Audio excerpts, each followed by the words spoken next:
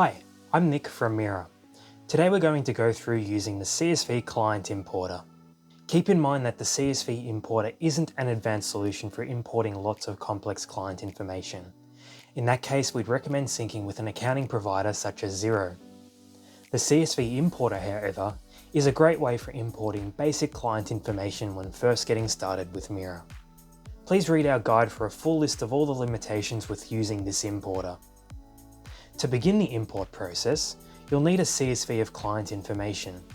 You can construct this from scratch in programs such as Microsoft Excel, or ask your previous customer management software for an export of your client information as a CSV. Here's today's example. I have a CSV with numerous data columns and a bunch of clients. The data in this CSV isn't perfect. As you can see, one row doesn't have a first name or last name, plus some of the emails and phone numbers are invalid. For any obvious errors, you can fix them right here, or use our importer to fix them later on. Let's start by opening Settings, then click Import Clients and select your CSV. You'll then need to map any applicable CSV columns to a supported field on Mira. Within each dropdown, you can see each of the columns from the CSV file, plus some of the data which exists for each column. So for example, for the client's first name field on Mira, I want to use the first name column from within the CSV. Keep in mind you don't need to map every field to a CSV column. The only fields which are required is either a display name or a first name plus last name. Once you've finished mapping any necessary fields, click Next.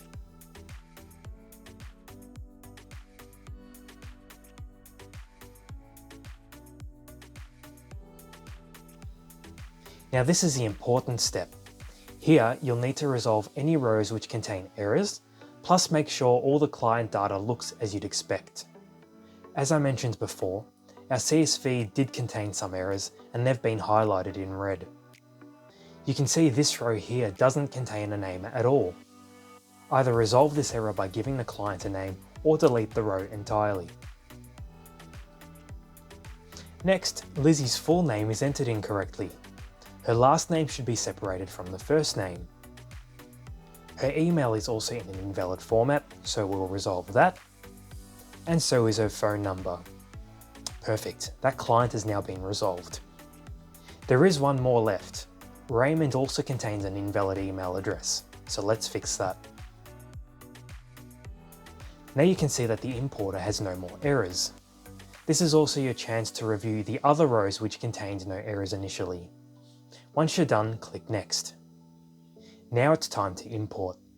The import will complete in the background. Once it's done, you'll receive a notification if any of the clients failed to import. Keep in mind that once all of this data has been imported, it cannot be reversed easily. In our case, one client has failed. When we download the attached CSV, we'll see that they had a duplicated name as another client. These errors can be fixed and then you'll need to re-import this new CSV. You can see the newly imported clients by accessing your client list from within the navigation menu. And that's a brief rundown of how the CSV importer works. We recommend reading our guides on how to make full use of the CSV importer. And as always, you can contact our team if you'd like us to help you import your client information.